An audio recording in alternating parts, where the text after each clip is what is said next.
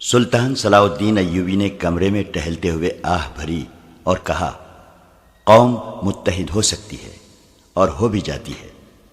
قوم کا شیرازہ عمرہ اور حکام بکھیرا کرتے ہیں، یا وہ خود ساختہ قائد جو امیر، وزیر یا حاکم بننا چاہتے ہیں۔ تم نے دیکھ لیا علی، مصر کے لوگوں کی زبان پر ہمارے خلاف کوئی شکایت نہیں۔ غداری اور تقریب کاری صرف بڑے لوگ کر رہے ہیں۔ ان بڑے لوگوں کو میری ذات کے ساتھ کوئی عداوت نہیں۔ میں انہیں اس لیے برا لگتا ہوں کہ میں اس گدی پر بیٹھ گیا ہوں جس کے وہ خواب دیکھ رہے تھے۔ سلطان ایوبی اپنے کمرے میں ٹہل رہا تھا۔ علی بن سفیان اور بہاؤالدین شداد بیٹھے سن رہے تھے۔ وہ سپٹمبر کی پہلے ہفتے کی ایک شام تھی۔ جون اور جولائی میں سلطان ایوبی نے سوڈانیوں کی بغاوت کو کچلا اور اس کے فوراً بعد الازد کو خلافت کی گدی سے ہٹایا تھا۔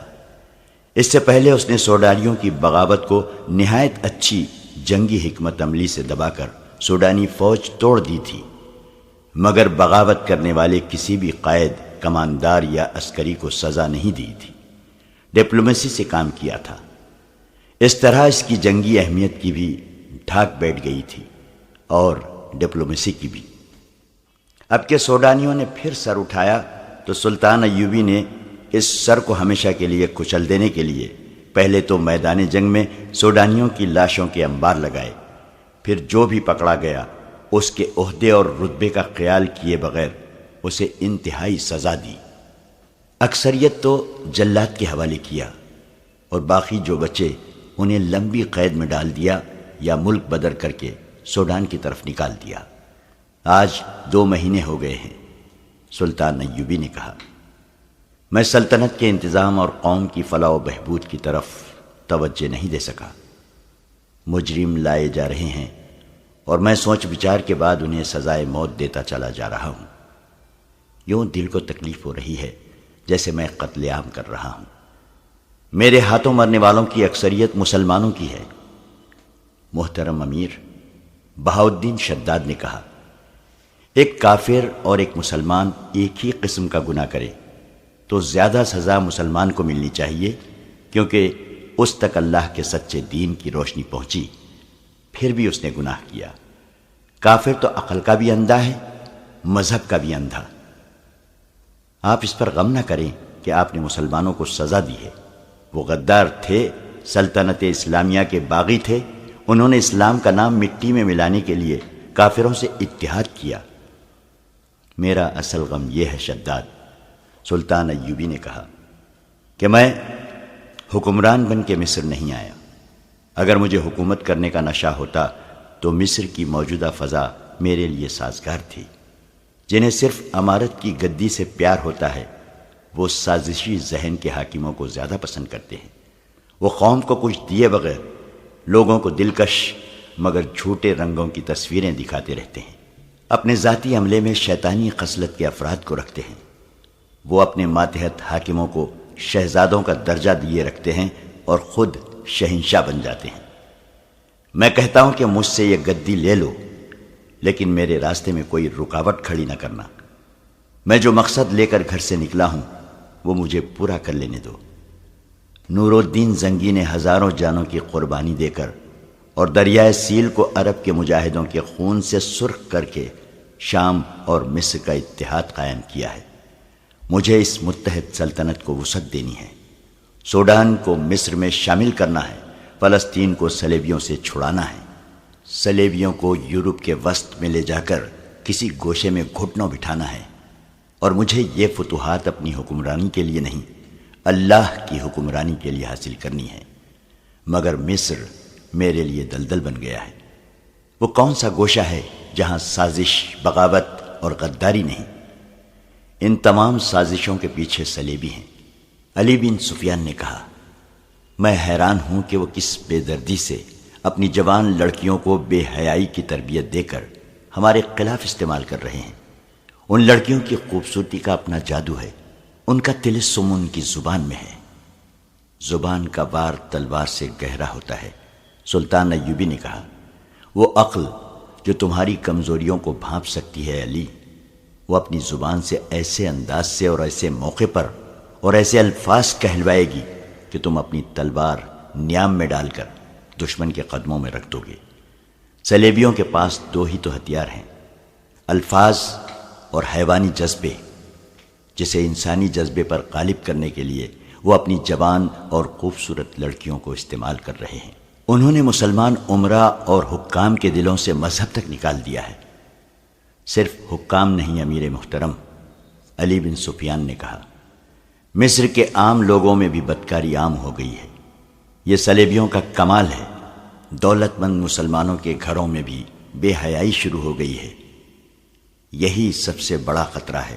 سلطان ایوبی نے کہا، میں صلیبیوں کے سارے لشکر کا مقابلہ کر سکتا ہوں اور کیا ہے، مگر میں ڈرتا ہوں کہ صلیبیوں کے اس وار کو نہیں روک سکوں گا، اور جب میری نظریں مستقبل میں جھانکتی ہیں تو میں کانپ اٹھتا ہوں۔ مسلمان برائے نام مسلمان رہ جائیں گے، ان میں بے حیائی صلیبیوں والی ہوگی اور ان کے تہذیب و تمدن پر صلیبی رنگ چڑھا ہوا ہوگا۔ میں مسلمانوں کی کمزوریاں جانتا ہوں، مسلمان اپنے دشمن کو نہیں پہچانتے، اس کے بچھائے ہوئے خوبصورت جال میں پھنس جاتے ہیں۔ میں صلیبیوں کی کمزوریاں جانتا ہوں، وہ بے شک مسلمانوں کے خلاف متحد ہو گئے ہیں، لیکن ان کے اندر سے دل پھٹے ہوئے ہیں۔ فرانسیسی اور جرمن ایک دوسرے کے خلاف ہیں، برطانوی اور اطالوی ایک دوسرے کو پسند نہیں کرتے۔ وہ مسلمانوں کو مشترک دشمن سمجھ کر اکٹھے ہیں، لیکن ان میں عداوت کی حد تک اختلافات ہیں۔ ان کا شاہ اگسٹس دوغلا بادشاہ ہے، باقی بھی ایسے ہی ہیں، مگر انہوں نے مسلمان امراء کو عورت کے حسن اور زر و جواہرات کی چمک دمک سے اندھا کر رکھا ہے۔ اگر مسلمان امراء متحد ہو جائیں تو صلیبی چند دنوں میں بکھر جائیں۔ اب فاطمی خلافت کو ختم کر کے میں نے اپنے دشمنوں میں اضافہ کر لیا ہے۔ فاطمی اپنی گدی کی بحالی کے لیے سوڈانیوں اور صلیبیوں کے ساتھ ساز باز کر رہے ہیں۔ ان کے شاعر کو کل سزائے موت دے دی گئی ہے۔ علی بن سفیان نے کہا، جس کا مجھے بے حد افسوس ہے۔ سلطان ایوبی نے کہا، امارت الیمنی کی شاعری نے میرے دل پر بھی گہرا اثر کیا تھا، مگر اس نے الفاظ اور ترنم کو چنگاریاں بنا کر اسلام کے خرمن کو جلانے کی کوشش کی ہے۔ امارت الیمنی اس دور کا مشہور شاعر تھا۔ اس دور میں اور اس سے پہلے بھی لوگ شاعروں کو پیروں اور پیغمبروں جتنا درجہ دیتے تھے۔ شاعر الفاظ اور ترنم سے فوجوں میں جذبے کی نئی روح پھونک دیا کرتے تھے۔ یہی درجہ اس مسلمان شاعر کو حاصل تھا۔ اس نے لوگوں میں جو مقام پیدا کر رکھا تھا اسے اس نے اس طرح استعمال کرنا شروع کر دیا تھا کہ ایک طرف وہ لوگوں میں جہاد کا جذبہ پختہ کرتا تھا اور ساتھ ہی فاطمی خلافت کی عظمت کی دھاک لوگوں کے دلوں میں بٹھاتا تھا۔ اسے فاطمی خلافت کی اتنی پشت پناہی حاصل تھی کہ اس نے سلطان ایوبی کے خلاف زہر اگلنا شروع کر دیا تھا۔ اس کے آخری اشعار یہ تھے، مجھے فاطمی خلافت کی محبت کا تانا دینے والوں، مجھ پر لعنت بھیجو، میں تمہیں لعنت کے لائق سمجھتا ہوں۔ فاطمی محلات کی ویرانی پر آنسو بہاؤ، ان میں رہنے والوں کو میرا پیغام دو کہ میں نے تمہارے لیے جو زخم کھائے ہیں وہ کبھی مندمل نہ ہوں گے۔ اس کے گھر اچانک چھاپا مارا گیا تھا۔ وہاں سے دستاویزی ثبوت ملا تھا کہ وہ صرف فاطمی خلافت کا ہی بحقہ نہیں بلکہ صلیبیوں کا وظیفہ خوار بھی ہے۔ صلیبی اسے اس مقصد کے لیے وظیفہ دیتے تھے کہ وہ مصریوں کے دلوں پر فاطمی خلافت کو غالب کرے اور سلطان ایوبی کے خلاف نفرت پیدا کرتا رہے۔ اسے سزائے موت دے دی گئی تھی۔ جس قوم کے شاعر بھی دشمن کے وظیفے خوار ہوں، اس قوم کے لیے ذلت و رسوائی ہے۔ سلطان ایوبی نے کہا۔ دربان اندر آیا اور کہا کہ معزول خلیفہ لازد کا قاصد آیا ہے۔ سلطان ایوبی کے ماتھے کی شکن گہرے ہو گئے۔ اس نے کہا، خلافت کے سوا یہ بوڑھا مجھ سے اور کیا مانگ سکتا ہے؟ دربان سے کہا، اسے اندر بھیج دو۔ الازد کا قاصد اندر آیا اور کہا، خلیفہ کا سلام پیش کرتا ہوں۔ وہ خلیفہ نہیں ہے، سلطان ایوبی نے کہا۔ 2 مہینے ہو گئے ہیں اسے معزول ہوئے، وہ اپنے محل میں قید ہے۔ معافی چاہتا ہوں قابل صد احترام امیر۔ قاصد نے کہا، عادت کے تحت منہ سے نکل گیا ہے۔ الازد نے بعد السلام کہا ہے کہ بیماری نے بستر پر ڈال دیا ہے، اٹھنا محال ہے، ملنے کی خواہش ہے، اگر امیر محترم تشریف لا سکیں تو احسان ہوگا۔ سلطان ایوبی نے بے قراری سے اپنی ران پر ہاتھ مارا اور کہا، وہ مجھے بلا رہا ہے؟ کیونکہ وہ ابھی تک اپنے آپ کو خلیفہ سمجھتا ہے۔ نہیں امیر مصر، قاصد نے کہا، ان کی حالت بہت خراب ہے، محل کے طبیب نے خطرے کا اظہار کیا ہے، یہ ان کا دیرینہ مرض ہے جو غم اور غصے میں تیز ہو جاتا ہے، اب تو وہ اٹھنے سے بھی معذور ہو گئے ہیں۔ قاصد نے ذرا جھجک کر کہا، انہوں نے یہ بھی کہا ہے کہ آپ اکیلے تشریف لائیں، راز کی دو چار باتیں ہیں جو کسی دوسرے کے سامنے نہیں کی جا سکتی۔ انہیں بعد السلام کہنا کہ صلاح الدین ایوبی راز کی سب باتیں جانتا ہے۔ صلاح الدین ایوبی نے کہا، اب راز کی باتیں خدا سے کہنا، اللہ تمہیں معاف کرے۔ قاصد مایوس ہو کر چلا گیا۔ سلطان ایوبی نے دربان کو بلا کر کہا کہ طبیب کو بلا لاؤ۔ اس نے علی بن سفیان اور بہاؤالدین شداد سے کہا، اس نے مجھے اکیلا آنے کو کہا ہے، کیا اس میں کوئی چال نہیں؟ کیا میرا خدشہ غلط ہے کہ مجھے محل میں بلا کر میرا کام تمام کرنا چاہتا ہے؟ اسے مجھ پر اوچھا وار کرنا چاہیے، اسے حق حاصل ہے۔ آپ نے اچھا کیا نہیں گئے، شداد نے کہا۔ علی بن سفیان نے تائید کی۔ طبیب آ گیا تو سلطان ایوبی نے اس سے کہا، آپ الازد کے پاس چلے جائیں، میں جانتا ہوں وہ بہت مدت سے بیمار ہے، معلوم ہوتا ہے کہ اس کا طبیب مایوس ہو گیا ہے، آپ جا کر دیکھیں اور اس کا علاج کریں۔ یہ بھی ہو سکتا ہے کہ وہ بیمار نہ ہو، اگر ایسا ہے تو مجھے بتائیں۔ سابق خلیفہ الازد کو اسی محل میں رہنے کی اجازت دے دی گئی تھی جو اس کی خلافت کی گدی تھی۔ اس محل کو اس نے جنت بنا رکھا تھا، ہر دیس دیس کی خوبصورت عورتوں سے پر رونق تھا، لونڈیوں کا ہجوم الگ تھا، سینکڑوں محافظوں کا دستہ مستعد رہتا تھا، فوجی کماندار حاضری میں کھڑے رہتے تھے۔ سلطان ایوبی کے لائے ہوئے انقلاب نے اس محل کی دنیا ہی بدل ڈالی تھی۔ خلیفہ اب خلیفہ نہیں تھا، محل میں عیش و عشرت کا تمام سامان جوں کا تو رہنے دیا گیا، فوجی کمانداروں اور محافظ دستے کو وہاں سے ہٹا دیا گیا تھا۔ فوج کا ایک دستہ اب بھی وہاں نظر آتا تھا، مگر یہ الازد کا محافظ نہیں، پہرے دار تھا۔ خلافت کا محل چونکہ سازشوں کا مرکز تھا، اس لیے وہاں اب پہرا لگا دیا گیا تھا۔ الازد اب اپنے محل میں قیدی تھا، وہ بوڑھا تھا اور دل کے مرض کا مریض تھا۔ خلافت چھن جانے کا غم، بوڑھاپا اور شراب اور عیش و عشرت نے اسے بستر پر ڈال دیا تھا۔ چند دنوں میں وہ لاش کی مانند ہو گیا تھا۔ اس کی تیمارداری کے لیے 2 ادھیڑ عمر عورتیں اور ایک خادم اس کے کمرے میں موجود تھا۔ الازد آنکھ کھولتا، انہیں دیکھتا اور آنکھیں بند کر لیتا تھا۔ محل کا طبیب اسے دوائی پلا گیا تھا۔ 2 جوان لڑکیاں کمرے میں آئیں، یہ الازد کے حرم کی رونق تھی۔ ان میں سے ایک نے خلیفہ کا ہاتھ اپنے ہاتھ میں لیا اور اس پر جھک کر صحت کا حال احوال پوچھا۔ دوسری نے الازد کا چہرہ دونوں ہاتھوں میں تھام کر اسے صحت یابی کی دعا دی۔ دونوں لڑکیوں نے ایک دوسرے کی آنکھوں میں دیکھا اور ایک نے کہا، آپ آرام فرمائیں، ہم آپ کو بے آرام نہیں کریں گے۔ دوسری نے کہا، ہم ہر وقت ساتھ والے کمرے میں موجود رہتی ہیں، بلا لیا کریں، اور دونوں کمرے سے نکل گئی۔ الازد نے کراہ کر لمبی آہ بھری اور اپنے پاس کھڑی ادھیڑ عمر کی عورتوں سے کہا، یہ دونوں لڑکیاں میری تیمارداری کے لیے نہیں آئی تھیں، یہ دیکھنے آئی تھیں کہ میں کب مر رہا ہوں۔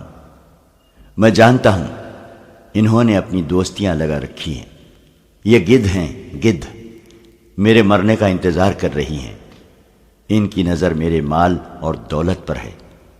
تم تینوں کے سوا یہاں میرا ہمدرد کون ہے؟ کوئی نہیں، کوئی بھی نہیں ہے۔ فاطمی خلافت کے نعرے لگانے والے کہاں گئے؟ اس نے دل پر ہاتھ رکھ لیا اور کروٹ بدل لی۔ وہ تکلیف میں تھا۔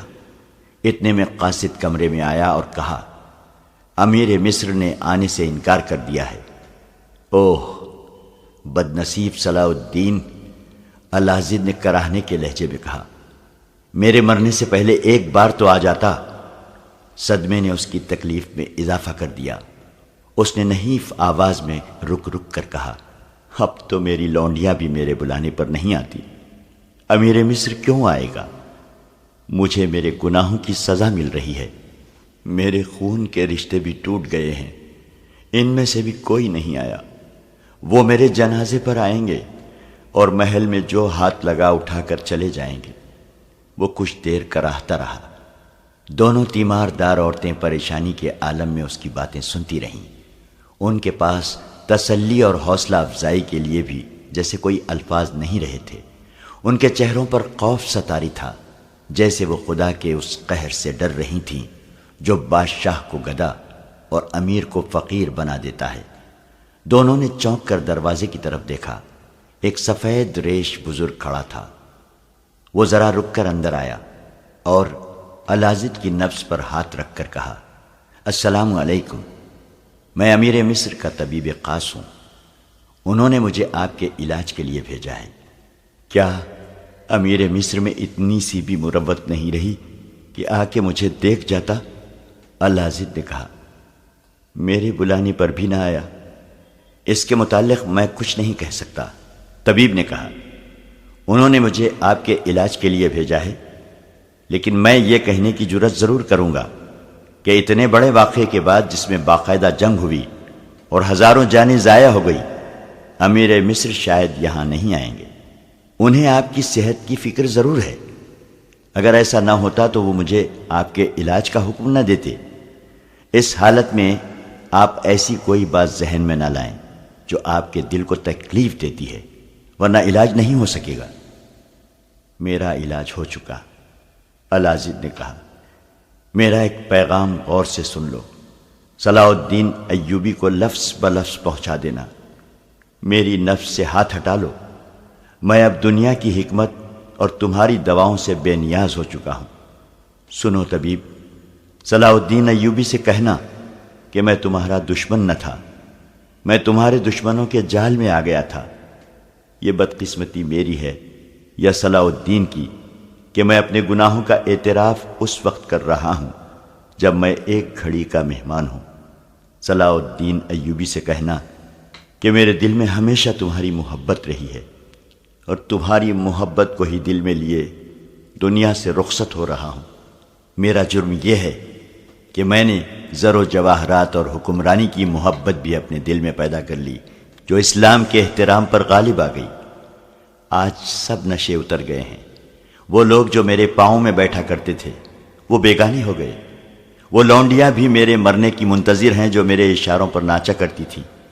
میرے دربار میں اوریاں رقص کرنے والی لڑکیاں مجھے نفرت کی نگاہوں سے دیکھتی ہیں۔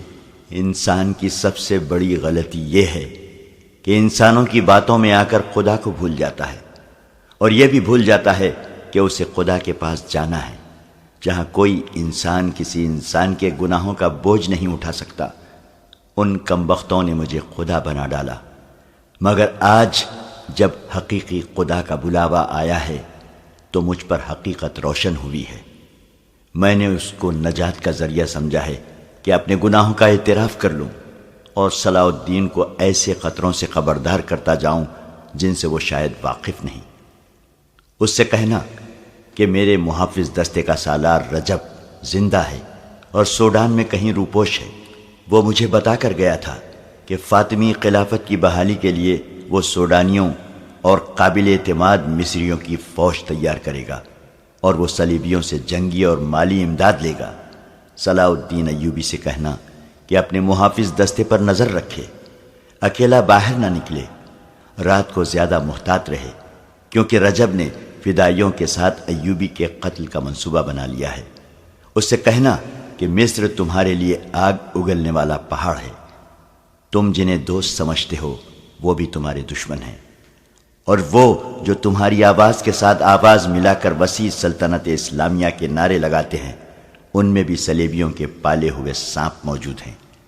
تمہارے جنگی شعبے میں فیض الفاطمی بڑا حاکم ہے، مگر تم نہیں جانتے کہ وہ تمہارے مخالفین میں سے ہے۔ وہ رجب کا دست راست ہے۔ تمہاری فوج میں ترک، شامی اور دوسرے عربی نسل کے جو کماندار اور سپاہی ہیں ان کے سوا کسی پر بھروسہ نہ کرنا۔ یہ سب تمہارے وفادار اور اسلام کے محافظ ہیں۔ مصری فوجیوں میں قابل اعتماد بھی ہیں اور بے وفا بھی۔ تم نہیں جانتے کہ تم نے جب سوڈانی لشکر پر فیصلہ کن حملہ کیا تھا تو حملہ آور دستوں میں 2 دستوں کے کماندار تمہاری چال کو ناکام کرنے کے لیے تمہاری ہدایات اور احکام پر غلط عمل کرنا چاہتے تھے، لیکن تمہارے ترک اور عرب سپاہیوں میں جوش اور جذبہ ایسا تھا کہ اپنے کمانداروں کے حکم کا انتظار کیے بغیر وہ سوڈانیوں پر قہر بن کر ٹوٹے، ورنہ یہ 2 کماندار جنگ کا پاسا پلٹ کر تمہیں ناکام کر دیتے۔ الازد مری مری آواز میں رک رک کر بولتا رہا۔ طبیب نے اسے 1-2 مرتبہ بولنے سے روکا تو اس نے ہاتھ کے اشارے سے اسے چپ کرا دیا۔ اس کے چہرے پر پسینہ اس طرح آ گیا تھا جیسے کسی نے پانی چھڑک دیا ہو۔ دونوں عورتوں نے اس کا پسینہ پوچھا، لیکن پسینہ چشمے کی طرح پھوٹتا آ رہا تھا۔ اس نے چند ایک اور انتظامیہ اور فوج کے حکام کے نام بتائے جو سلطان ایوبی کے خلاف سازشوں میں مصروف تھے۔ ان میں سب سے زیادہ خطرناک فدائی تھے جن کا پیشہ پراسرار قتل تھا۔ وہ اس فن کے ماہر تھے۔ الازد نے مصر میں صلیبیوں کے اثر و رسوخ کی بھی تفصیل سنائی اور کہا، انہیں مسلمان نہ سمجھنا، یہ ایمان فروخت کر چکے ہیں۔ صلاح الدین سے کہنا کہ اللہ تمہیں کامیاب کرے اور سرخ رو کرے، لیکن یہ یاد رکھنا کہ وہ لوگ ہیں جو چوری چھپے تمہیں دھوکہ دے رہے ہیں، اور دوسرے وہ لوگ ہیں جو خوشامد سے تمہیں خدا کے بعد کا درجہ دے دیں گے۔ یہ ان لوگوں سے زیادہ خطرناک ہیں جو چوری چھپے دھوکہ دیتے ہیں۔ اسے کہنا کہ دشمنوں کو زیر کر کے جب تم اطمینان سے حکومت کی گدی پر بیٹھو گے تو میری طرح دونوں جہانوں کے بادشاہ نہ بن جانا۔ سدا بادشاہی اللہ کی ہے۔ اسی مصر میں فرعونوں کے کھنڈر دیکھ لو، میرا انجام دیکھ لو، اپنے آپ کو اس انجام سے بچانا۔ اس کی زبان لڑکھڑانے لگی۔ اس کے چہرے پر جہاں کرب کا تاثر تھا وہاں سکون سا بھی نظر آنے لگا۔ اس نے بولنے کی کوشش کی مگر حلق سے قراٹے سے نکلے۔ اس کا سر ایک طرف لڑک گیا اور وہ ہمیشہ کے لیے خاموش ہو گیا۔ یہ واقعہ سپتمبر 1171 کا ہے۔ طبیب نے سلطان ایوبی کو اطلاع بھجوائی۔ محل میں الازد کی موت کی خبر پھیل گئی۔ محل کے کسی گوشے سے رونا تو دور کی بات ہے، ہلکی سی سسکی بھی سنائی نہ دی۔ صرف ان 2 عورتوں کے آنسو بہہ رہے تھے جو آخری وقت اس کے پاس تھیں۔ سلطان ایوبی چند ایک حکام کے ساتھ فوری محل میں آ گیا۔ اس نے دیکھا کہ وہاں برآمدوں میں کچھ سرگرمی سی تھی۔ اسے شک ہوا۔ اس نے محافظ دستے کے کماندار کو بلا کر حکم دیا کہ محل کے تمام کمروں میں گھوم جاؤ، تمام مردوں، عورتوں اور لڑکیوں کو کمروں سے نکال کر باہر صحن میں بٹھا دو اور کسی کو باہر نہ جانے دو، کسی کو کیسی ہی ضرورت کیوں نہ ہو۔ استبل سے کوئی گھوڑا نہ کھولے۔ سلطان ایوبی نے محل پر قبضہ کرنے کا حکم دے دیا۔ اس نے عجیب چیز یہ دیکھی کہ الازد جو اپنے آپ کو بادشاہ بنائے بیٹھا تھا اور جس نے عورت اور شراب کو ہی زندگی جانا تھا، اس کی میت پر رونے والا کوئی نہ تھا۔ محل مردوں اور عورتوں سے بھرا پڑا تھا مگر کسی کے چہرے پر اداسی کا تاثر بھی نہ تھا۔ طبیب سلطان ایوبی کو الگ لے گیا اور اسے الازد کی آخری باتیں سنائیں۔ اس نے اپنی رائے ان الفاظ میں دی کہ آپ کو آخری وقت اس کے بلاوے پر آ جانا چاہیے تھا۔ سلطان ایوبی نے اسے بتایا کہ وہ اس خدشے کے پیش نظر نہیں آیا کہ اس شخص کا کچھ بھروسہ نہ تھا، اور دوسری وجہ یہ تھی کہ اسے ایمان فروشوں سے نفرت تھی۔ مگر اب طبیب کی زبانی الازد کا آخری پیغام سن کر سلطان ایوبی کو سخت پچھتاوا ہونے لگا۔ وہ بہت بے چین ہو گیا اور اس نے کہا، اگر میں آ جاتا تو اس کے منہ سے کچھ اور راز کی باتیں نکلوا لیتا، وہ کوئی راز سینے میں نہ لے گیا ہو۔ متعدد مورخین نے اپنی تحریروں میں لکھا ہے کہ الازد بے شک عیاش اور گمراہ تھا۔ اس نے سلطان ایوبی کے خلاف سازشوں کی پشت پناہی بھی کی، لیکن اس کے دل میں سلطان ایوبی کی محبت بہت تھی۔ دو مورخین نے یہ بھی لکھا ہے کہ اگر سلطان ایوبی الازد کے بلاوے پر چلا جاتا تو الازد اسے اور بھی بہت سی باتیں بتاتا۔ بہرحال تاریخ ثابت کرتی ہے کہ الازد کے بلاوے میں کوئی فریب نہ تھا۔ اس نے اپنی روح کی نجات کے لیے اور سلطان ایوبی کی محبت کے لیے گناہوں کی بخشش مانگنے کا یہ طریقہ اختیار کیا تھا۔ بہت مدت تک سلطان ایوبی تعسف میں رہا کہ وہ آخری وقت الازد کی باتیں نہ سن سکا۔ بعد میں ان تمام افراد کے خلاف الزامات صحیح ثابت ہوئے تھے جن کی الازد نے نشاندہی کی تھی۔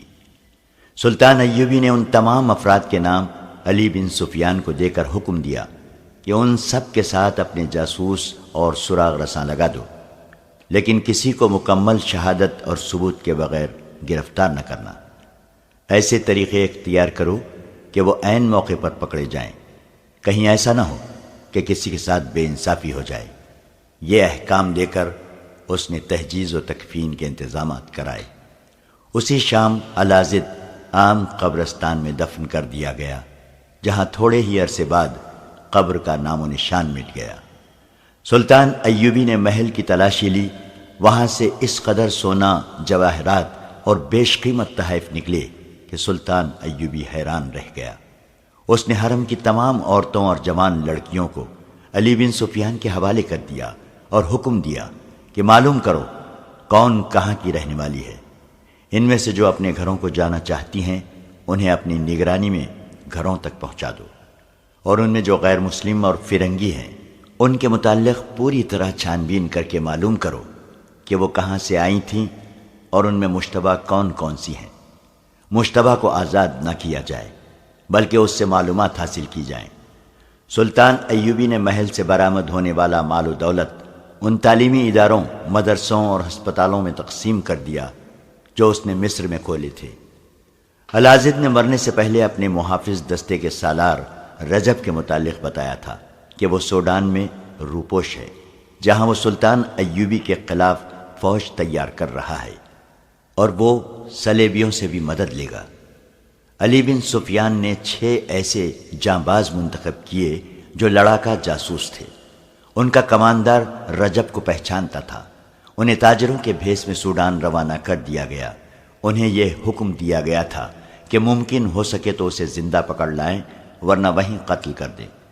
جس وقت یہ پارٹی سوڈان کو روانہ ہوئی اس وقت رجب سوڈان میں نہیں بلکہ فلسطین کے ایک مشہور اور مضبوط قلعے شوبک میں تھا۔ فلسطین پر صلیبیوں کا قبضہ تھا۔ انہوں نے اس خطے کو اڈا بنا لیا تھا۔ مسلمانوں پر انہوں نے عرصہ حیات تنگ کر رکھا تھا۔ مسلمان وہاں سے کنبہ در کنبہ بھاگ رہے تھے۔ وہاں کسی مسلمان کی عزت محفوظ نہیں تھی۔ صلیبی ڈاکوؤں کی صورت بھی اختیار کرتے جا رہے تھے۔ وہ مسلمانوں کے قافلوں کو لوٹ کر فلسطین میں آ جاتے تھے۔ یہی وجہ تھی کہ سلطان ایوبی سب سے پہلے فلسطین کو تحت نحس کرنا چاہتا تھا تاکہ مسلمانوں کی جان و مال اور آبرو کو محفوظ کیا جا سکے۔ اس سے بھی بڑی وجہ یہ تھی کہ قبلہ اول پر بھی صلیبی قابض تھے، مگر مسلمان امراء کا یہ عالم تھا کہ وہ صلیبیوں کے ساتھ دوستی کرتے پھرتے تھے۔ رجب بھی ایک مسلمان فوجی سربراہ تھا۔ وہ سلطان کے خلاف مدد حاصل کرنے کے لیے صلیبیوں کے پاس پہنچ گیا تھا۔ اس کے اعزاز میں قلعے میں رقص کی محفل گرم کی گئی تھی۔ رجب نے یہ دیکھنے کی ضرورت ہی محسوس نہ کی کہ برہنہ ناچ ناچنے والیوں میں زیادہ تعداد مسلمان لڑکیوں کی تھی جنہیں صلیبیوں نے کم سنی میں اغوا کر لیا اور رقص کی تربیت دی تھی۔ اپنی قوم کی بیٹیوں کو وہ کافروں کے قبضے میں ناشتہ دیکھتا رہا اور ان کے ہاتھوں شراب پیتا رہا۔ اس کے ساتھ 2 مسلمان کماندار بھی تھے۔ رات بھر وہ شراب اور رقص میں بدمست رہے اور صبح صلیبیوں کے ساتھ بات چیت کے لیے بیٹھے۔ اس اجلاس میں صلیبیوں کے مشہور بادشاہ گائلو زینان اور کونارڈ موجود تھے۔ ان کے علاوہ چند ایک صلیبی فوج کے کمانڈر بھی تھے۔ رات کو جب رجب انہیں بتا چکا تھا کہ سلطان ایوبی نے سوڈانیوں کے حبشی قبیلے کے معبود کو مسمار کر کے ان کے پروہت کو ہلاک کر دیا ہے، اس پر سوڈانیوں نے حملہ کیا جسے صلاح الدین نے پسپا کیا، اور اس نے خلیفہ لازد کی خلافت ختم کر کے خلیفت عباسیہ کا اعلان کر دیا ہے، مگر مصر میں کوئی خلیفہ نہیں رہے گا۔ رجب نے انہیں بتایا کہ اس کا مطلب یہ ہے کہ سلطان ایوبی مصر کا خود مختار حکمران بننا چاہتا ہے۔ رجب نے صلیبیوں کو اس اجلاس میں بتایا کہ وہ ان سے جنگی اور مالی مدد لینے آیا ہے، اور وہ سوڈان جا کر فوج تیار کر لے گا۔ مصر میں بد نظمی اور ابتری پھیلانے کے لیے بھی اس نے صلیبیوں سے مدد مانگی۔ فوری طور پر دو پہلو سامنے آتے ہیں جن پر ہمیں توجہ مرکوز کرنی چاہیے۔ کونارڈ نے کہا، جس حبشی قبیلے کے مذہب میں صلاح الدین نے ظالمانہ دخل اندازی کی ہے، اسے انتقام کے لیے بھڑکایا جائے۔ اس کے ساتھ سارے سوڈان میں جتنے بھی عقیدے اور مذہب ہیں، ان کے پیروکاروں کو صلاح الدین کے خلاف یہ کہہ کر مسلح کیا جائے کہ یہ مسلمان بادشاہ لوگوں کی عبادت گاہیں اور ان کے دیوتاؤں کے بت توڑتا پھر رہا ہے۔ بیشتر اس کے کہ وہ کسی اور عقیدے پر حملہ آور ہو، اسے مصر میں ہی ختم کر دیا جائے۔ اس طرح لوگوں کے مذہبی جذبات مشتعل کر کے انہیں مصر پر حملے کے لیے آسانی سے تیار کیا جا سکتا ہے۔ ہم مصر کے مسلمانوں تک کو سلطان ایوبی کے خلاف کھڑا کر سکتے ہیں۔ ایک صلیبی کمانڈر نے کہا، اگر محترم رجب برا نہ مانے تو میں انہی کے فائدے کی بات کہہ دوں۔ مسلمان میں مذہبی جنون پیدا کر کے مسلمان کو مسلمان کے ہاتھوں مروا دینا کوئی مشکل نہیں۔ جس طرح ہمارے مذہب میں بعض پادریوں نے اپنے آپ کو گرجوں کا حاکم بنا کر اپنا وجود انسان اور خدا کے درمیان کھڑا کر دیا ہے، بالکل اسی طرح اسلام میں بھی بعض اماموں نے مسجدوں پر قبضہ کر کے اپنے آپ کو خدا کا ایجنٹ بنا لیا ہے۔ ہمارے پاس دولت ہے جس کے زور پر ہم مسلمان مولوی تیار کر کے مصر کی مسجدوں میں بٹھا سکتے ہیں۔ ہمارے پاس ایسے عیسائی بھی موجود ہیں جو اسلام اور قرآن سے بڑی اچھی طرح واقف ہیں، انہیں ہم مسلمان اماموں کے روپ میں استعمال کریں گے۔ صلاح الدین کے خلاف کسی مسجد میں کوئی بات کہنے کی ضرورت نہیں۔ ان مولویوں کی زبان سے ہم مسلمانوں میں ایسی توہم پرستی پیدا کریں گے کہ ان کے دلوں میں صلاح الدین کی وہ عظمت مٹ جائے گی جو اس نے پیدا کر رکھی ہے۔ یہ مہم فوراً شروع کر دینی چاہیے۔ رجب نے کہا، سلطان ایوبی نے مصر میں مدرسے کھول جہاں بچوں اور نوجوانوں کو مذہب کے صحیح رخ سے روشناس کرایا جا رہا ہے۔ اس سے پہلے وہاں کوئی ایسا مدرسہ نہیں تھا۔ لوگ مسجدوں میں خطبے سنتے تھے جن میں خلیفہ کی مدح سرائی زیادہ ہوتی تھی۔ صلاح الدین نے خطبوں سے خلیفہ کا ذکر ختم کرا دیا ہے۔ اگر لوگوں میں علم کی روشنی اور ذہنی بیداری پیدا ہو گئی تو ہمارا کام مشکل ہو جائے گا۔ آپ جانتے ہیں کہ حکومت کے استحکام کے لیے لوگوں کو ذہنی طور پر پسماندہ اور جسمانی طور پر محتاج رکھنا ضروری ہے۔ محترم رجب، ایک صلیبی کمانڈر نے مسکرا کر بولا، آپ کو اپنے ملک کے متعلق بھی علم نہیں کہ وہاں درپردہ کیا ہو رہا ہے۔ ہم نے یہ مہم اسی روز شروع کر دی تھی جس روز صلاح الدین ایوبی نے ہمیں بحر روم میں شکست دی تھی۔ ہم کھلی تقریب کاری کے قائل نہیں، ہم ذہنوں میں تقریب کاری کیا کرتے ہیں۔ ذرا غور کریں محترم، 2 سال پہلے قاہرہ میں کتنے قہبے خانے تھے اور اب کتنے ہیں؟ کیا ان میں بے پناہ اضافہ نہیں ہو گیا؟ کیا دولت مند مسلمان گھرانوں میں لڑکوں اور لڑکیوں میں قابل اعتراض معشقے شروع نہیں ہو گئے؟ ہم نے وہاں جو عیسائی لڑکیاں بھیجی تھیں وہ مسلمان لڑکیوں کے روپ میں مسلمان مردوں کے درمیان رقابت پیدا کر کے خون خرابے کرا چکی ہیں۔ قاہرہ میں ہم نے نہایت دلکش جوا بازی رائج کر دی ہے۔ 2 مسجدوں میں ہمارے بھیجے ہوئے آدمی امام ہیں، وہ نہایت خوبی سے اسلام کی شکل و صورت بگاڑ رہے ہیں، وہ جہاد کے معنی بگاڑ رہے ہیں۔ ہم نے وہاں عالموں اور فاضلوں کے بھیس میں بھی کچھ آدمی بھیج رکھے ہیں جو مسلمانوں کو جنگ و جدل کے خلاف تیار کر رہے ہیں۔ وہ دوست اور دشمن کا تصور بھی بدل رہے ہیں۔ مجھے ذاتی طور پر تو یہ توقع ہے کہ مسلمان چند برسوں تک اس ذہنی کیفیت میں داخل ہو جائیں گے جہاں وہ اپنے آپ کو بڑے فخر سے مسلمان کہیں گے، مگر ان کے ذہنوں پر، ان کے تہذیب و تمدن پر صلیب کا اثر ہوگا۔ صلاح الدین ایوبی کا جاسوسی نظام بہت ہوشیار ہے، رجب نے کہا، اگر اس کے شعبہ جاسوسی اور سراغ رسانی کے سربراہ علی بن سفیان کو قتل کر دیا جائے تو صلاح الدین اندھا اور بہرا ہو جائے گا۔ اس کا مطلب یہ ہے کہ آپ خود کچھ بھی نہیں کر سکتے۔ کوناڈ نے کہا، آپ ایک حاکم کو قتل بھی نہیں کرا سکتے؟ اگر آپ عقل کے لحاظ سے اتنے کمزور ہیں تو آپ ہمارے آدمیوں کو بھی پکڑوا کر مروائیں گے اور ہماری دولت بھی برباد کر دیں گے۔ یہ کام میں خود کراؤں گا، رجب نے کہا۔ میں نے فدائیوں سے بات کر لی ہے، وہ تو صلاح الدین ایوبی کے قتل کے لیے بھی تیار ہیں۔ آپ سوڈان کی طرف سے مصر کی سرحد پر بدامنی پیدا کرتے رہیں۔ کوناڈ نے کہا، ملک کے اندر ہم ذہنی اور دیگر اقسام کی تقریب کاری کرتے رہیں گے۔ ادھر عرب میں کئی ایک مسلمان عمرہ ہمارے قبضے میں آ گئے ہیں، ان میں سے بعض کو ہم نے اس قدر بے بس کر دیا ہے کہ ان سے ہم جزیہ وصول کرتے ہیں۔ ہم چھوٹے چھوٹے حملے کر کے ان کی تھوڑی تھوڑی زمین پر قبضہ کرتے چلے جا رہے ہیں۔ آپ سوڈان کی طرف سے یہی چال چلیں۔ مسلمانوں میں صرف 2 شخص رہ گئے ہیں، نور الدین زنگی اور صلاح الدین ایوبی۔ ان کے قتل ہوتے ہی اسلامی دنیا کا سورج غروب ہو جائے گا، بشرطے کہ آپ لوگ ثابت قدم رہیں۔ یہ کہنے کی ضرورت نہیں کہ مصر آپ کا ہوگا۔ اس قسم کی بنیادی گفت و شین کے بعد بہت دیر تک ان میں طریقہ کار اور لائحہ عمل پر بحث ہوتی رہی۔ آخر کار رجب کو 3 بڑی ہی دلکش اور بے حد چالاک لڑکیاں اور سونے کے 1000 سکے دیے گئے۔ اسے قاہرہ کے 2 آدمیوں کے پتے دیے گئے۔ ان میں سے کسی ایک تک ان لڑکیوں کو خفیہ طریقے سے پہنچانا تھا۔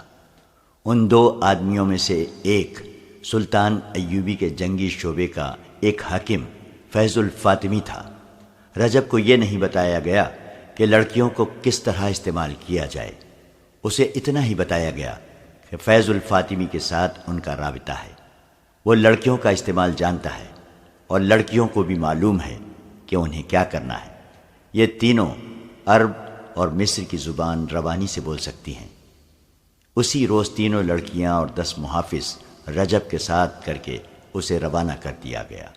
اسے سب سے پہلے سوڈان کے اسی پہاڑی خطے میں جانا تھا جہاں لڑکی کی قربانی دی جاتی تھی اور جہاں سلطان ایوبی کے جابازوں نے ارارا کو حبشیوں سے چھڑا کر پروہت کو ہلاک کیا اور فرعونوں کے وقتوں کی عمارتیں تباہ کی تھیں۔ رجب نے سوڈانیوں کی شکست اور الازد کے خلافت سے معزولی کے بعد بھاگ کر اسی جگہ پناہ لی اور اسی جگہ کو اپنا اڈا بنا لیا تھا۔ اس نے اپنے گرد حبشیوں کا وہ قبیلہ جمع کر لیا تھا جس کے پروہت کو سلطان ایوبی نے ہلاک کرایا تھا۔ یہ لوگ ابھی تک اس جگہ کو دیوتاؤں کا مسکن کہتے تھے اور پہاڑیوں کے اندر نہیں جاتے تھے۔ اندر صرف 4 بوڑھے حبشی جاتے تھے۔ ان میں ایک اس قبیلے کا مذہبی پیشوا تھا۔ اس نے اپنے آپ کو مرے ہوئے پروہت کا جانشین بنا لیا تھا۔ اس نے 3 آدمی اپنے محافظوں کے طور پر منتخب کر لیے تھے جو اس کے ساتھ پہاڑیوں کے اندر جاتے تھے۔ رجب نے اسی چھوٹے سے خطے کے ایک اور ڈھکے چھپے گوشے کو اپنا گھر بنا لیا تھا۔ فرار ہو کر وہ وہاں گیا اور پھر مصر میں مقیم کسی صلیبی ایجنٹ کے ساتھ فلسطین چلا گیا تھا۔ حبشیوں کا یہ قبیلہ جو انگوک کہلاتا تھا خوف زدہ تھا۔ ایک تو ان کے دیوتا کی قربانی پوری نہ ہوئی، دوسرے ان کا پروہت مارا گیا، تیسرے ان کے دیوتا کا بت اور مسکن ہی تباہ کر دیا گیا، اور چوتھی مصیبت یہ نازل ہوئی کہ قبیلے کے سینکڑوں جوان دیوتا کی توہین کا انتقام لینے گئے تو انہیں شکست ہوئی اور زیادہ تر مارے گئے۔ اس قبیلے کے گھر گھر میں ماتم ہو رہا تھا۔ ان میں سے بعض لوگ یہ بھی سوچنے لگے تھے کہ جس نے ان کے دیوتا کا بت توڑا ہے وہ کوئی بہت بڑا دیوتا ہوگا۔ مرے ہوئے پروہت کے جانشین نے جب اپنے قبیلے کا یہ حال دیکھا تو اس نے پہلے تو یہ کہا کہ دیوتا کے مگرمچھ بھوکے ہیں، ان کے پیٹ بھرو۔ حبشیوں نے کئی ایک بکریاں مگرمچھوں کے لیے بھیج دیں۔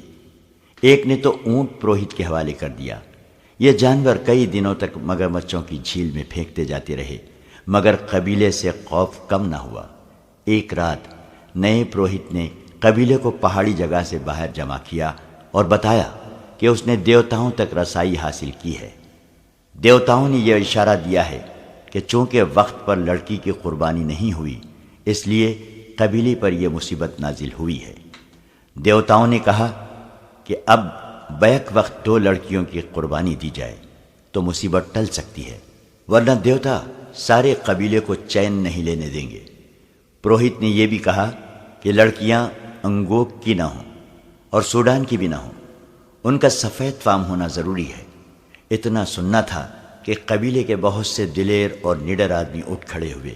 انہوں نے کہا کہ وہ مصر سے 2 فرنگی یا مسلمان لڑکیاں اٹھا لائیں گے۔ ادھر سے رجب فلسطین سے 3 سلیبی لڑکیاں 10 محافظوں کے ساتھ لا رہا تھا۔ اس کا سفر بہت لمبا تھا اور یہ سفر خطرناک بھی تھا۔ وہ سلطان ایوبی کی فوج کا بھگوڑا اور باغی سالار تھا۔ اسے معلوم تھا کہ سرحد کے ساتھ ساتھ سلطان ایوبی نے گشتی پہرے کا انتظام کر رکھا ہے، اس لیے وہ اپنے قافلے کو دور کا چکر کاٹ کر لا رہا تھا۔ اس کے قافلے میں 3 اونٹ تھے جن پر پانی، خوراک اور سلیبیوں کا دیا ہوا بہت سارا سامان لدا ہوا تھا۔ باقی سب گھوڑوں پر سوار تھے۔ کئی دنوں کی مسافت کے بعد وہ دیوتاؤں کے پہاڑی مسکن میں پہنچ گئے۔ سب سے پہلے وہ پروہت سے ملا۔ پروہت نے اس کے ساتھ 3 سفید فام حسین لڑکیاں دیکھیں تو اس کی آنکھیں چمک اٹھی۔ یہ لڑکیاں قربانی کے لیے موزوں تھیں۔ اس نے رجب سے لڑکیوں کے متعلق پوچھا تو رجب نے اسے بتایا کہ وہ انہیں خاص مقصد کے لیے اپنے ساتھ لایا ہے۔ رجب لڑکیوں کو پہاڑیوں کے اندر ایک ایسی جگہ لے گیا جو سرسبز اور خوشنما تھی اور 3 اطراف سے پہاڑیوں میں گھری ہوئی تھی۔ وہاں رجب نے خیمے گاڑ دیے تھے۔ لڑکیوں کو چوری چھپے موقع محل دیکھ کر قاہرہ میں ان 2 آدمیوں کے حوالے کرنا تھا جن کے اتے پتے اسے سلیبیوں نے دیے تھے۔ لڑکیوں کے آرام و آسائش کا پورا انتظام تھا۔ رجب نے وہاں شراب کا بھی انتظام کر رکھا تھا۔ رات اس نے سفر سے کامیاب لوٹنے کی خوشی میں جشن منایا۔ سلیبی محافظوں کو بھی شراب پلائی، لڑکیوں نے بھی۔ آدھی رات کے بعد جب محافظ اور اس کے اپنے چند ایک ساتھی جو پہلے ہی وہاں موجود تھے سو گئے تو رجب ایک لڑکی کو بازو سے پکڑ کر اپنے خیمے میں لے جانے لگا۔ لڑکی اس کی نیت بھانپ گئی۔ اس نے اس سے کہا، میں طوائف نہیں ہوں، میں یہاں سلیب کا فرض پورا کرنے آئی ہوں۔ میں آپ کے ساتھ شراب پی سکتی ہوں مگر بدی قبول نہیں کروں گی۔ رجب نے اسے ہنستے ہوئے اپنے خیمے کی طرف گھسیٹا تو لڑکی نے اپنا بازو چھڑا لیا۔ رجب نے دست درازی کی تو لڑکی دوڑ کر اپنی ساتھی لڑکیوں کے پاس چلی گئی۔ وہ دونوں بھی باہر آ گئیں۔ انہوں نے رجب کو سمجھانے کی کوشش کی، وہ انہیں غلط نہ سمجھے۔ رجب کو غصہ آ گیا۔ اس نے کہا، میں جانتا ہوں تم کتنی پاک باز ہو، بے حیائی تمہارا پیشہ ہے۔ اس پیشے کا استعمال ہم وہاں کرتی ہیں جہاں اپنے فرض کے لیے ضروری ہوتا ہے۔ لڑکی نے کہا، ہم عیاشی کے خاطر عیاشی نہیں کیا کرتی۔ رجب ان کی کوئی بات سمجھنا نہیں چاہتا تھا۔ آخر لڑکیوں نے اس سے، ہمارے ساتھ 10 محافظ ہیں، وہ ہماری حفاظت کے لیے ساتھ آئے ہیں، انہیں کل واپس جانا ہے۔ اگر ہم نے ان کی ضرورت محسوس کی تو ہم انہیں یہاں روک سکتی ہیں یا خود یہاں سے جا سکتی ہیں۔ رجب چپ ہو گیا مگر اس کے تیور بتا رہے تھے کہ وہ لڑکیوں کو بخشے گا نہیں۔ وہ رات گزر گئی۔ دوسرے دن رجب نے فلسطین سے 7 لائے ہوئے محافظوں کو رخصت کر دیا۔ دن گزر گیا۔ شام کے وقت رجب لڑکیوں کے ساتھ بیٹھا ادھر ادھر کی باتیں کر رہا تھا کہ پروہت اپنے 4 حبشیوں کے ساتھ آ گیا۔ اس نے سوڈانی زبان میں رجب سے کہا، ہمارے دیوتا ہم سے ناراض ہیں، انہوں نے 2 فرنگی یا مسلمان لڑکیوں کی قربانی مانگی ہے۔ یہ لڑکیاں قربانی کے لیے موزوں ہیں، ان میں سے 2 لڑکیاں ہمارے حوالے کر دو۔ رجب چکرا گیا۔ اس نے جواب دیا، یہ لڑکیاں قربانی کے لیے نہیں ہیں، ان سے ہمیں بہت کام لینا ہے اور انہی کے ہاتھوں ہمیں تمہارے دیوتاؤں کے دشمن کو مروانا ہے۔ تم جھوٹ بولتے ہو، پروہت نے کہا، تم ان لڑکیوں کو یہاں تفریح کے لیے لائے ہو، ہم ان میں سے 2 لڑکیوں کو قربان کریں گے۔ رجب نے بہت دلیلیں دی مگر پروہت نے کسی ایک بھی دلیل کو قبول نہ کیا۔ اس کے دماغ پر دیوتا سوار تھے۔ اس نے اٹھ کر 2 لڑکیوں کے سروں پر باری باری ہاتھ رکھے اور کہا، یہ دونوں دیوتا کے لیے ہیں، انگوک کی نجات ان 2 لڑکیوں کے ہاتھ میں ہے۔ یہ کہہ کر وہ چلا گیا۔ رک کر پھر رجب سے کہا، لڑکیوں کو ساتھ لے جا کر بھاگنے کی کوشش نہ کرنا، تم جانتے ہو کہ ہم تمہیں فوراً ڈھونڈ لیں گے۔ لڑکیاں سوڈان کی زبان نہیں سمجھ سکتی تھیں۔ حبشی پروہت نے ان کے سروں پر ہاتھ رکھا۔ رجب کو پریشان دیکھا تو انہوں نے رجب سے پوچھا کہ یہ حبشی کیا کہہ رہا تھا۔ رجب نے انہیں صاف صاف بتا دیا کہ وہ انہیں قربانی کے لیے مانگتا ہے۔ لڑکیوں کے پوچھنے پر اس نے بتایا کہ وہ تمہارے سر کاٹ کر خشک ہونے کے لیے رکھ دیں گے اور جسم جھیل میں پھینک دیں گے، جہاں مگرمچھ جسموں کو کھا جائیں گے۔ لڑکیوں کے رنگ فخ ہو گئے۔ انہوں نے رجب سے پوچھا کہ اس نے انہیں بچانے کے لیے کیا سوچا ہے۔ رجب نے جواب دیا، میں نے اسے سمجھانے کے لیے ساری دلیلیں دے ڈالی ہیں، مگر اس نے ایک بھی نہیں سنی۔ میں ان لوگوں کے رحم و کرم پر ہوں، میں تو انہیں اپنے ساتھ ملانا چاہتا ہوں۔ یہ میری فوج میں شامل ہونے کے لیے تیار ہیں، لیکن اپنے عقیدے کے اتنے پکے ہیں کہ پہلے دیوتاؤں کو خوش کریں گے، پھر میری بات سنیں گے۔ رجب کی باتوں اور اندازے سے لڑکیوں کو شک ہو گیا کہ وہ انہیں بچا نہیں سکے گا یا انہیں خوش کرنے کے لیے بچانے کی کوشش نہیں کرے گا۔ انہوں نے گزشتہ رات رجب کی نیت کی ایک جھلک دیکھ بھی لی تھی، اس سے وہ اس سے مایوس ہو گئی تھی۔ رجب نے انہیں رسمی طور پر بھی تسلی نہ دی کہ وہ انہیں بچا لے گا۔ لڑکیاں خیمے میں چلی گئیں۔ انہوں نے صورتحال پر غور کیا اور اس نتیجے پر پہنچی کہ وہ یہاں رجب کی عیاشی کا ذریعہ بننے یا حبشیوں کے دیوتا کی بھینٹ چڑھنے کے لیے نہیں آئی ہیں۔ وہ بے مقصد موت نہیں مرنا چاہتی تھیں۔ انہوں نے وہاں سے فرار کا ارادہ کیا۔ فرار ہو کر فلسطین تک خیریت سے پہنچنا آسان کام نہ تھا، مگر کوئی چارہ کار بھی نہ تھا۔ یہ لڑکیاں صرف خوبصورت اور دلکش ہی نہیں تھیں، گھوڑ سواری اور سپاہ گیری کی بھی انہیں تربیت دی گئی تھی تاکہ ضرورت پڑے تو اپنا بچاؤ خود کر سکیں۔ انہوں نے فیصلہ کر لیا کہ وہ یہاں سے بھاگ کر فلسطین چلی جائیں گی۔ وہ رات خیریت سے گزر گئی۔ دوسرے دن لڑکیوں نے اچھی طرح دیکھا کہ رات کو گھوڑے کہاں بندھے ہوئے تھے اور وہاں سے نکلنے کا راستہ کون سا ہے۔ حبشی پروہت دن کے وقت بھی آیا اور رجب کے ساتھ باتیں کر کے چلا گیا۔ لڑکیوں نے اس سے پوچھا کہ وہ کیا کہہ گیا ہے۔ رجب نے انہیں بتایا کہ وہ کل رات تمہیں یہاں سے لے جائیں گے۔ وہ مجھے دھمکی دے گیا ہے کہ میں نے انہیں روکنے کی کوشش کی تو وہ مجھے قتل کر کے مگرمچھوں کی جھیل میں پھینک دے گے۔ لڑکیوں نے اسے یہ نہیں بتایا کہ وہ فرار کا فیصلہ کر چکی ہیں، کیونکہ انہیں رجب کی نیت پر شک ہو گیا تھا۔ وہ غیر معمولی طور پر ذہین لڑکیاں تھیں۔ انہوں نے رجب کے ساتھ ایسی باتیں کیں اور ایسی باتیں اس کے منہ سے کہلوائیں جن سے پتہ چلتا تھا جیسے وہ انہیں بچانے کی بجائے حبشیوں کو خوش کرنا چاہتا ہے تاکہ وہ اسے وہیں چھپائے رکھیں اور اسے سلطان ایوبی کے خلاف فوج تیار کرنے میں مدد دیں۔ لڑکیوں کو یہ شک بھی ہوا کہ رجب انہیں ایسی قیمت کے عوض بچانے کی کوشش کرے گا جو وہ اسے نہیں دینا چاہتی تھیں۔ سارا دن اسی شش و پنج میں گزر گیا۔ رجب کو شک نہ ہوا کہ لڑکیاں بھاگ جائیں گی۔ اسے اس وقت بھی شک نہ ہوا جب لڑکیوں نے اس سے کہا کہ ایسے جہنم نما صحرا میں ایسا سرسبز خطہ قدرت کا عجوبہ ہے، آؤ ذرا اس کی سیر کرا دو۔ رجب انہیں گھمانے پھرانے لگا۔ آگے وہ بھیانک جھیل آ گئی جس کے کنارے پر 5 مگرمچھ بیٹھے تھے۔ جھیل کا پانی غلیظ اور بدبودار تھا۔ ایک لڑکی نے کہا کہ یوں معلوم ہوتا ہے جیسے پہاڑی کے اندر چشمہ ہے۔ سب نے جب پہاڑی کے اندر دیکھا تو ایک لڑکی کی چیخ نکل گئی۔ پانی پہاڑی کے اندر ایک وسیع غار بنا کر چلا گیا تھا۔ رجب نے کہا، یہ ہیں وہ مگرمچھ جو یہاں کے مجرموں کو اور قربان کی ہوئی لڑکیوں کے جسموں کو کھاتے ہیں۔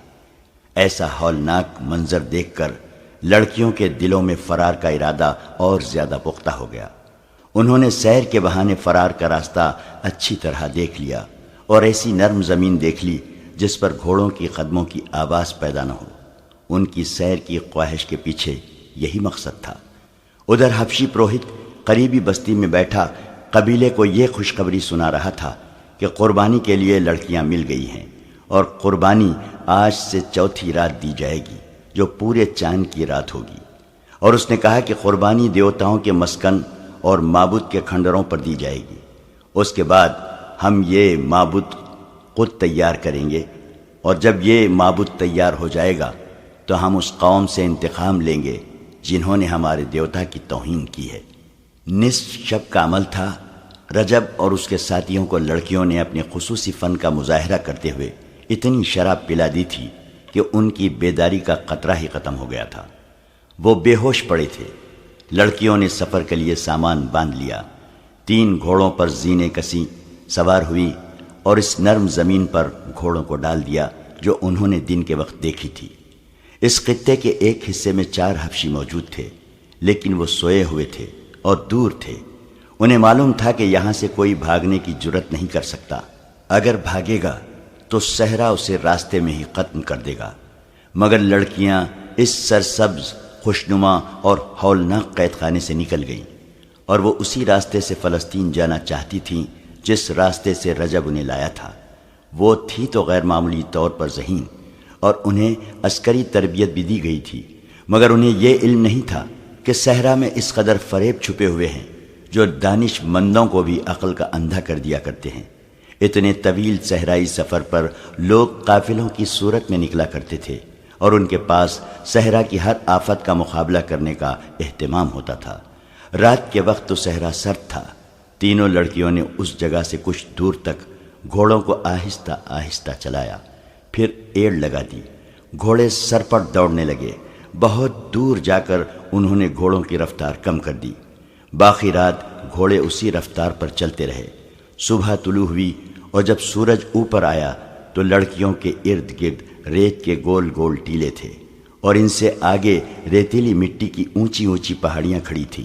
کوئی راستہ نہ تھا۔ انہوں نے سورج سے اپنی سمت کا اندازہ کیا اور ٹیلوں کی بھول بھلیوں میں داخل ہو گئی۔ گھوڑے پیاسے تھے۔ ہر گھوڑے پر پانی کا ایک ایک چھوٹا مشکیزہ تھا جو ایک دن کے لیے بھی کافی نہیں تھا۔ گھوڑوں کو کہاں سے پانی پلایا جاتا؟ لڑکیاں کسی نخلستان کی تلاش میں چلتی چلی گئیں۔ سورج اوپر اٹھتا گیا اور صحرا کو دوزخ بناتا گیا۔ نخلستان کا کہیں نشان اور تصور بھی نظر نہیں آتا تھا۔ رجب اور اس کے ساتھی سورج طلوع ہونے کے بعد بھی نہ جاگے۔ وہ تو بے ہوشی کی نیند سوئے ہوئے تھے۔ پروہت اپنے 3 حبشیوں کے ساتھ آیا۔ اس نے سب سے پہلے لڑکیوں کے خیمے میں دیکھا۔ خیمہ خالی تھا۔ اس نے رجب کو جگایا اور کہا، دونوں لڑکیاں میرے حوالے کر دو۔ رجب ہڑبڑا کر اٹھا اور پروہت کو قائل کرنے کی کوشش کرنے لگا۔ وہ ان لڑکیوں کو ضائع نہ کرے۔ اس نے اسے تفصیل سے بتایا کہ ان لڑکیوں سے کیا کام لینا ہے، مگر پروہت نے اس کی ایک بھی بات نہ مانی۔ رجب نے اپنے ساتھیوں کو جگانا چاہا تو حبشیوں نے اسے پکڑ لیا۔ پروہت نے پوچھا، لڑکیاں کہاں ہیں؟ رجب نے وہیں سے لڑکیوں کو پکارا تو اسے کوئی جواب نہ ملا۔ خیمے میں جا کر دیکھا، انہیں ادھر ادھر دیکھا، وہ کہیں نظر نہ آئیں۔ اچانک نظر زینوں پر پڑی۔ 3 زینیں غائب تھیں۔ گھوڑے دیکھے تو 3 گھوڑے غائب تھے۔ رجب نے پروہت سے کہا، وہ تمہارے ڈر سے بھاگ گئی ہیں۔ تم نے بڑے کام کی لڑکیوں کو بھگا دیا ہے۔ انہیں تم نے بھگایا ہے، پروہت نے کہا، اور اپنے 3 حبشیوں سے رجب کے متعلق کہا، اسے لے جا کر باندھ دو، اور اس نے انگوک کے دیوتا کو پھر ناراض کر دیا ہے۔ اچھے سواروں کو بلاؤ اور لڑکیوں کا پیچھا کرو، وہ دور نہیں جا سکتی۔ رجب کے احتجاج اور منت و سماجت کو نظر انداز کرتے ہوئے حبشی اسے اپنے ساتھ لے گئے اور ایک درخت کے ساتھ اسے اس طرح باندھ دیا کہ اس کے ہاتھ پیٹھ پیچھے بندھے ہوئے تھے۔ اس کے سوئے ہوئے ساتھیوں کے ہتھیار اٹھا لیے گئے۔ پھر انہیں جگا کر دھمکی دی گئی کہ وہ یہاں سے ہلے تو قتل ہو جائیں گے۔ تھوڑی دیر بعد 6 گھوڑ سوار اور شتر سوار آ گئے۔ انہیں لڑکیوں کے تعاقب میں روانہ کر دیا گیا۔ ریت پر 3 گھوڑوں کے قدموں کے نشان صاف تھے۔ اسی سمت کو یہ حبشی سوار انتہائی رفتار سے روانہ ہو گئے۔ لڑکیوں کو پکڑنا آسان نہیں تھا، کیونکہ فرار اور تعاقب میں 8-10 گھنٹوں کا فرق تھا۔ حبشی سواروں کو یہ سہولت تھی کہ وہ صحرا کے بھیدی تھے اور مرد تھے۔ سختیاں جھیل سکتے تھے۔ آگے جا کر انہیں یہ مشکل پیش آئی کہ ہوا چل رہی تھی جس نے ریت اڑا اڑا کر گھوڑے کے کھرے غائب کر دیے تھے، پھر بھی وہ اندازے پر چلتے گئے۔ 3-4 گھنٹوں کے تعاقب کے بعد انہیں ایک طرف آسمان پر افق کے کچھ اوپر تک مٹیالی سرخی دکھائی دی جو اوپر اٹھتی اور آگے بڑھتی آ رہی تھی۔ سواروں نے گھبرا کر ایک دوسرے کی طرف دیکھا، گھوڑوں اور اونٹوں کو پیچھے کی طرف موڑ کر سر پر دوڑا دیا۔ یہ صحرا کی وہ آندھی آ رہی تھی جو بڑے بڑے ٹیلوں کو ریت کے ذروں میں بدل کر اڑا لے جاتی ہے۔ کوئی انسان یا جانور کہیں رک کر کھڑا رہے یا بیٹھ جائے تو ریت اس کے جسم کے ساتھ رک رک کر اسے زندہ دفن کر دیتی ہے اور اس پر ٹیلا کھڑا ہو جاتا ہے۔ وہاں آندھی سے بچنے کے لیے کوئی مضبوط ٹیلا نہیں تھا۔ وہ بھاگ کر اپنے پہاڑی خطے تک پہنچنا چاہتے تھے جو بہت ہی دور تھا۔ وہاں تک آندھی پہنچ گئی تھی۔ اس خطے کے درخت دوہرے ہو کر چیخ رہے تھے۔ جھیل کے مگرمچھ پہاڑی کے آبی غار میں جا چھپے تھے۔ پروہت ایک جگہ زمین پر گھٹنے ٹیکے ہوئے ہاتھ ہوا میں بلند کرتا اور زور زور سے زمین پر مارتا تھا۔ ہر بار بلند آواز سے کہتا تھا، انگوک کے دیوتا اپنے قہر کو سمیٹ لے، ہم 2 بہت ہی خوبصورت لڑکیاں تیرے قدموں میں پیش کر رہے ہیں۔ وہ اس آندھی کو دیوتا کا قہر سمجھ رہا تھا۔ صحرا اور آندھی کا چولی دامن کا ساتھ تھا، لیکن سرخ اور ایسی تیز و تند آندھی کبھی کبھی چلا کرتی تھی۔ لڑکیوں کو بھی آندھی نے لپیٹ میں لے لیا تھا۔ ان کے لیے کوئی آڑ اور اوٹ نہیں تھی۔ وہ حبشیوں کے خطرے سے تو بہت دور نکل گئی تھیں، مگر صحرا کے ایسے خطرے میں آ گئیں جو ان کے لیے جان لیوا ثابت ہو سکتا تھا۔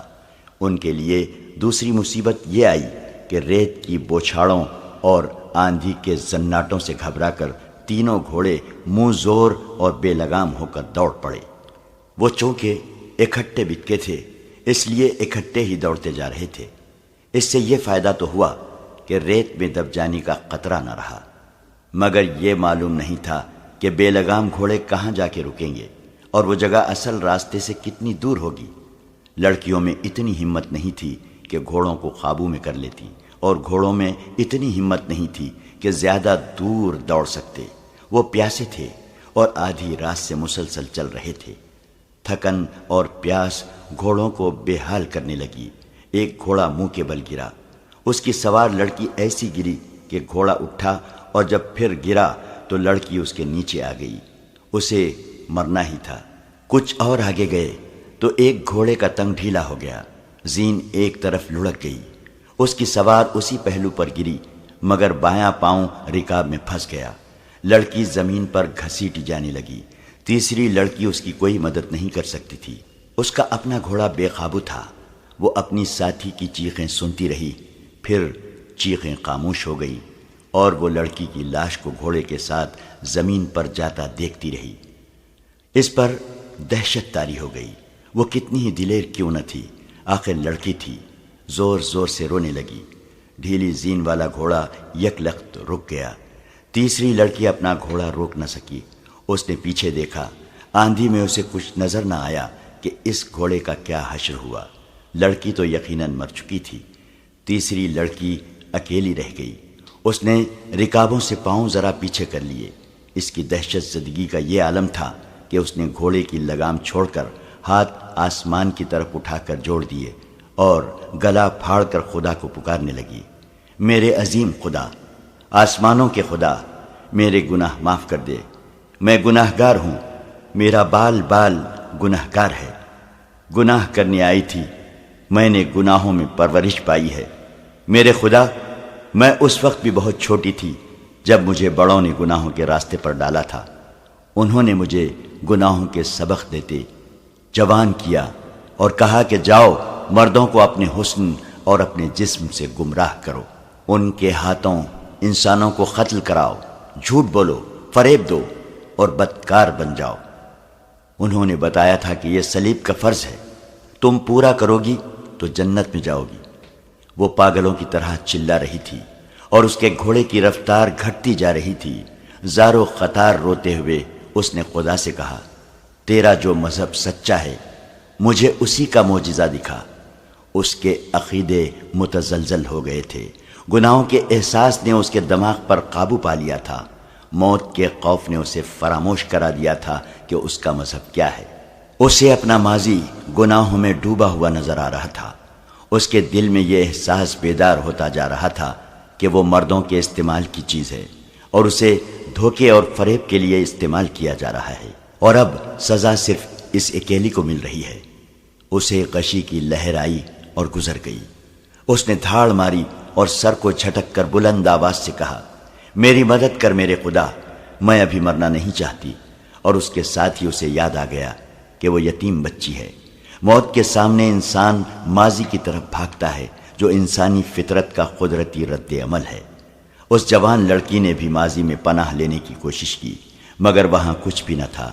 ماں نہیں تھی، باپ نہیں تھا، کوئی بہن بھائی نہیں تھا۔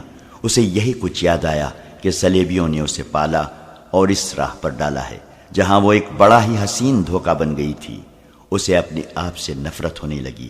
وہ اب بخشش چاہتی تھی، نجات چاہتی تھی۔ اسے غشی آنے لگی۔ گھوڑے کی رفتار بھی سست ہو گئی تھی، وہ مشکل سے چل رہا تھا اور لڑکی اسی پر بے ہوش ہو گئی۔ سلطان ایوبی نے سرحد کے ساتھ ساتھ گشتی پہرے کا انتظام کر رکھا تھا۔ ان میں سے 3 دستوں کا ہیڈ کوارٹر سوڈان اور مصر کی سرحد سے 4-5 میل اندر کی طرف تھا۔ ہیڈ کوارٹر کے خیمے ایسی جگہ نصب کیے گئے تھے جہاں آندھیوں سے بچنے کی اوٹ تھی، مگر اس آندھی نے ان کے خیمے اکھاڑ پھینکے تھے۔ گھوڑوں اور اونٹوں کو سنبھالنا مشکل ہو گیا تھا۔ آندھی رکی تو سپاہی خیمے وغیرہ سنبھالنے میں مصروف ہو گئے۔ ان 3 دستوں کا کمانڈر ایک ترک احمد کمال تھا۔ وہ ایک قوبرو اور گورے رنگ کا تنومند آدمی تھا۔ وہ بھی آندھی رکتے ہی باہر آ گیا اور ساز و سامان اور جانوروں کا جائزہ لے رہا تھا۔ فضا گرد سے صاف ہو گئی تھی۔ ایک سپاہی نے ایک طرف اشارہ کر کے اس سے کہا، کماندار، وہ گھوڑا اور سوار ہمارا تو نہیں؟ ہم نے ابھی لڑکیوں کو فوج میں شامل نہیں کیا، احمد کمال نے جواب دیا۔ وہ لڑکی معلوم ہوتی ہے، بال بکھرے ہوئے صاف نظر آ رہے ہیں۔ وہ اسی سپاہی کو ساتھ لے کر دوڑ پڑا۔ ایک گھوڑا سر نیچے کیے نہایت ہی آہستہ آہستہ آ رہا تھا۔ اسے چارے کی بو آئی تو ہیڈ کوارٹر کے گھوڑوں کی طرف چل پڑا۔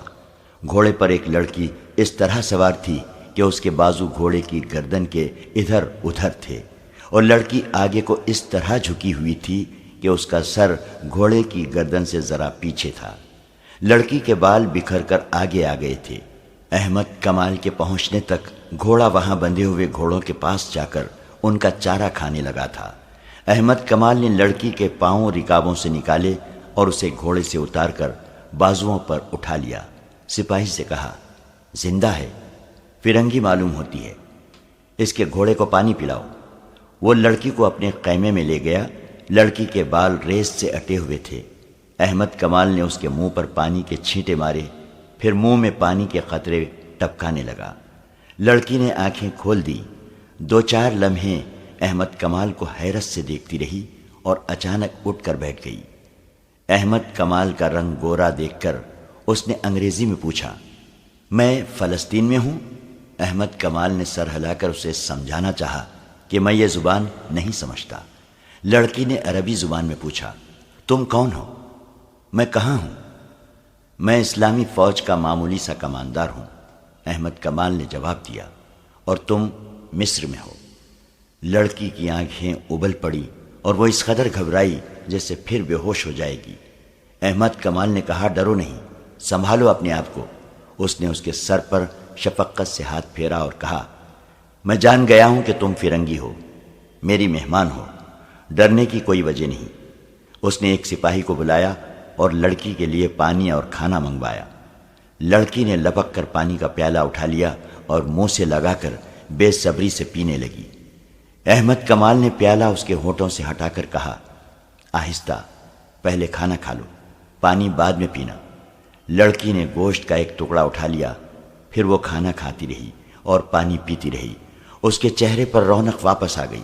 احمد کمال نے ایک خیمہ الگ لگوا رکھا تھا جو اس کا غسل خانہ تھا۔ وہاں پانی کی کمی نہیں تھی۔ خیمہ گاہ ایک نخلستان کے قریب تھی۔ احمد کمال نے کھانے کے بعد لڑکی کو غسل والے خیمے میں داخل کر کے پردے باندھ دیے۔ لڑکی نے غسل تو کر لیا، لیکن وہ بہت ہی خوفزدہ تھی، کیونکہ وہ اپنے دشمن کی پناہ میں آ گئی تھی، جہاں اسے اچھے سلوک کی توقع نہیں تھی۔ اس کے ذہن میں بچپن سے یہ ڈالا جاتا رہا تھا کہ مسلمان وحشی ہوتے ہیں اور عورت کے لیے وہ درندے ہیں۔ اس خوف کے ساتھ اس پر حبشیوں کا، مگرمچھوں کا اور صحرائی آندھی کا خوف طاری تھا۔ اپنے ساتھ کی دونوں لڑکیوں کی موت، اور وہ بھی ایسی بھیانک موت، اس کے رونگٹے کھڑے کر رہی تھی۔ اس نے غسل کرتے ہی بڑی شدت سے محسوس کیا تھا کہ وہ اپنے ناپاک وجود کو دھونے کی کوشش کر رہی ہے، جسے دنیا کا پانی پاک نہیں کر سکتا۔